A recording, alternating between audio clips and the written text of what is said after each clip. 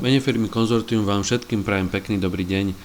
Na úvod ako vždy musíme si dať krátke upozornenie, toto video neslúži ako záväzné odporúčanie pre otváranie a zatváranie obchodných pozícií. Finančný trh a obchodovanie na ňom nesú so sebou riziko, čo súvisí so stratou peňazí. Firma Konzortium nezodpovedá za chyby a nepresnosti v tomto videu. Pozrime sa na prierez včerajšími udalosťami a na to, čo by nás mohlo stretnúť dneska z pohľadu ekonomiky a vývoja na finančných trhoch.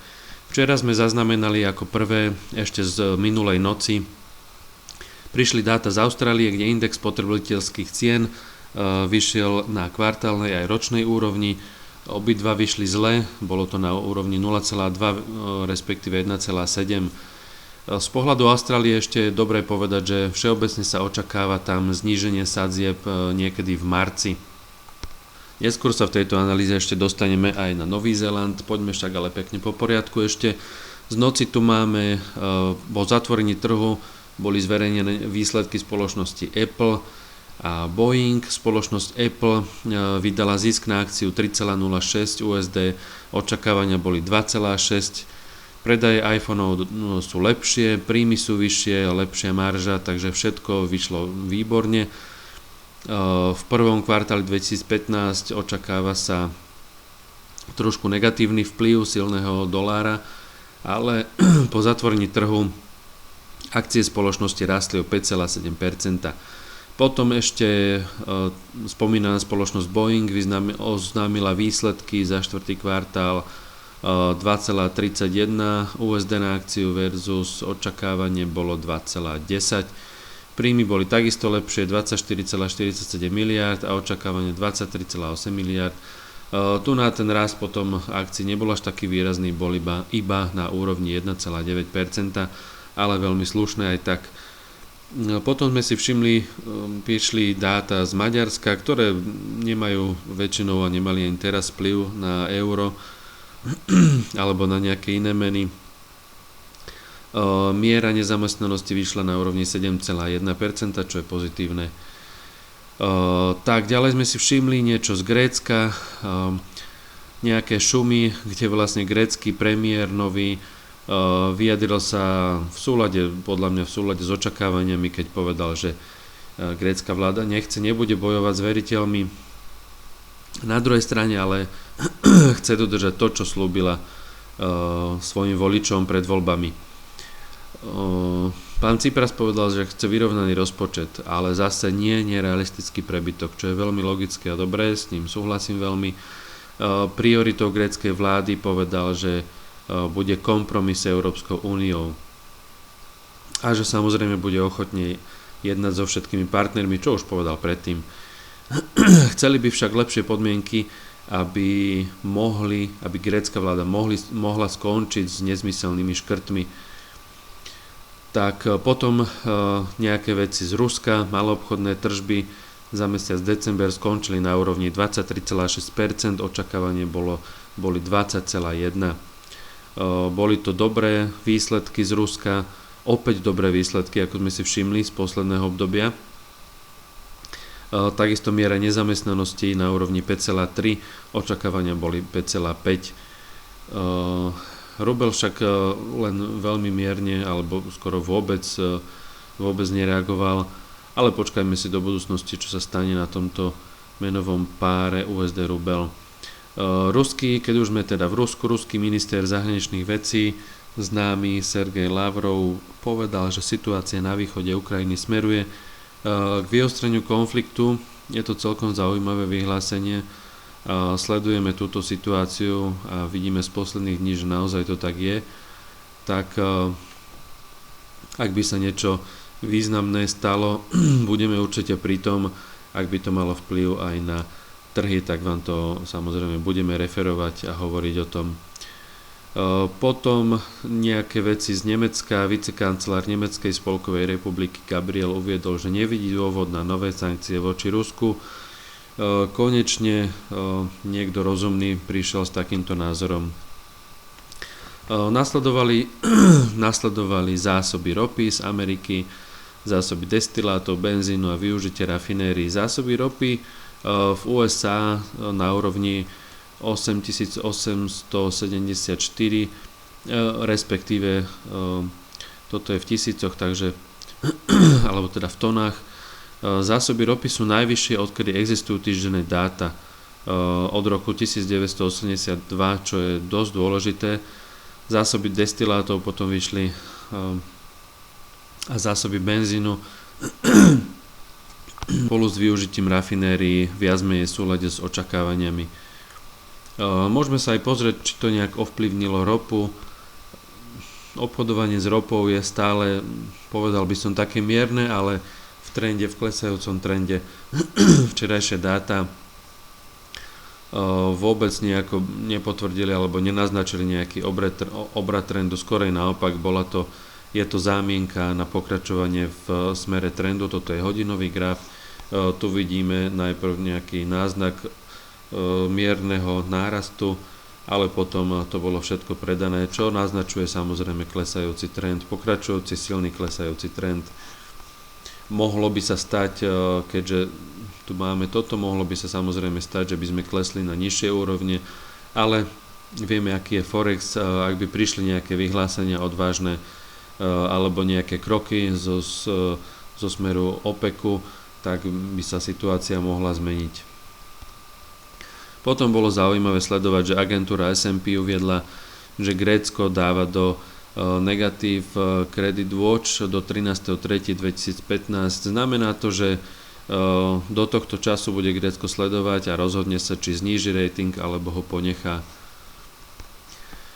No, potom samozrejme sa naša pozornosť obrátila do USA, výlučne do USA, kde sme očakávali FOMC. Urobili sme pre vás taký prierez podstatných vyhlásení z tohto FOMC. Vieme, že po FOMC nenasledovala obvyklá tlačová konferencia, takže sa jednalo naozaj o vyhlásení. Podstatné je to, že všetci v FOMC, všetci členovia hlasovali jednohlasne a jednoznačne. Takže poďme na tie vyhlásenia.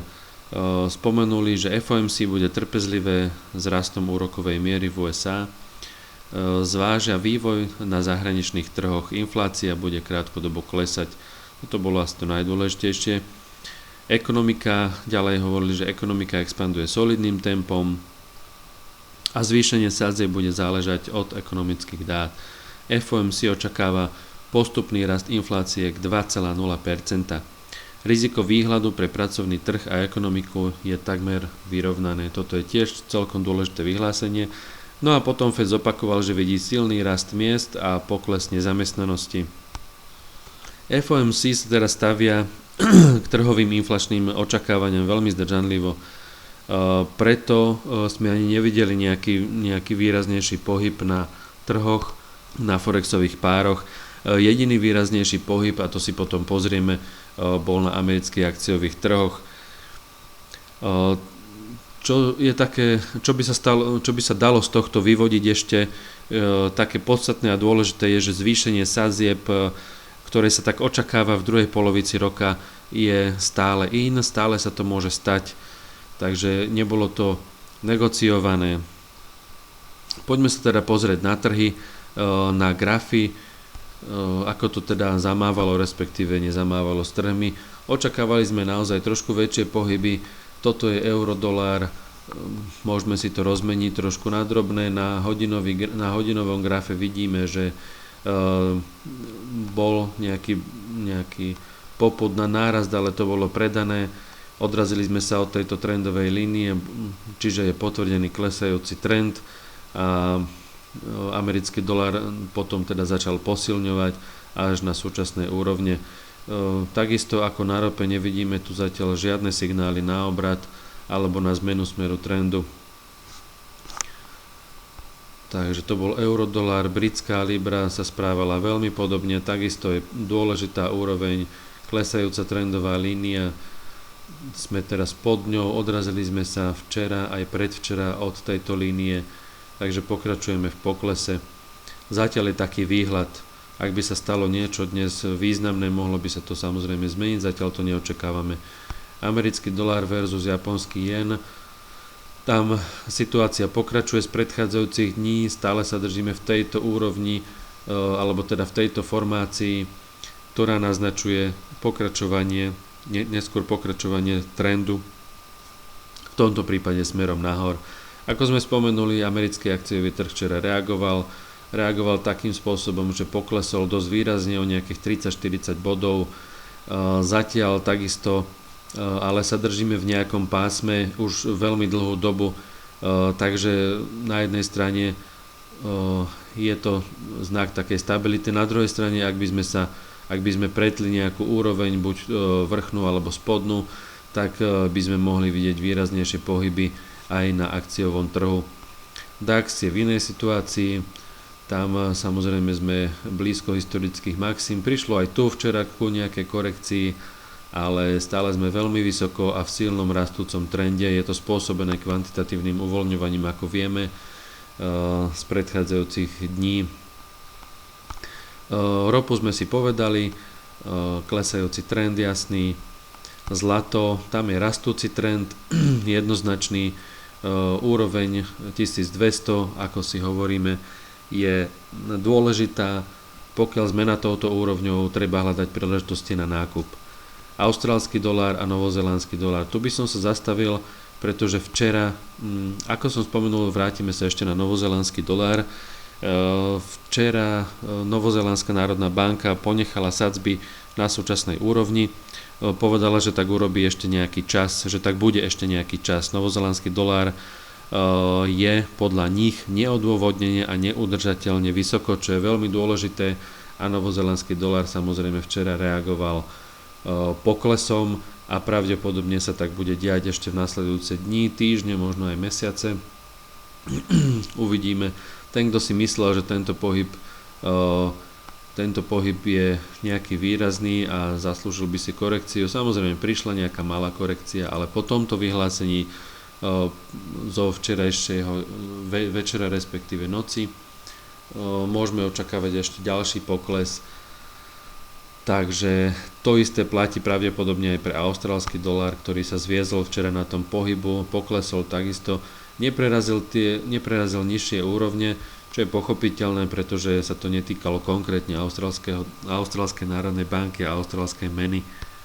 Môžeme sa pozrieť ešte na frank, ktorý budeme teraz neustále sledovať už. Tak euro-frank, tento menový pár, zaznamenal včera mierny pokles. Môže sa zdať, že prichádza k trošku stabilizácii tých cien.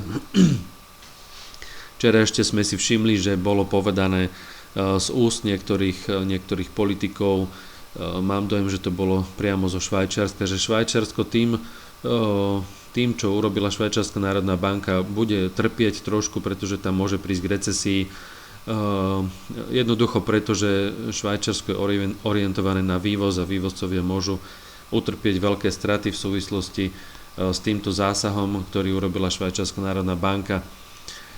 My si to nemyslíme, že by to mohlo mať nejaký obrovský výrazný dopyt, pretože ekonomika švajčiarska je zdravá.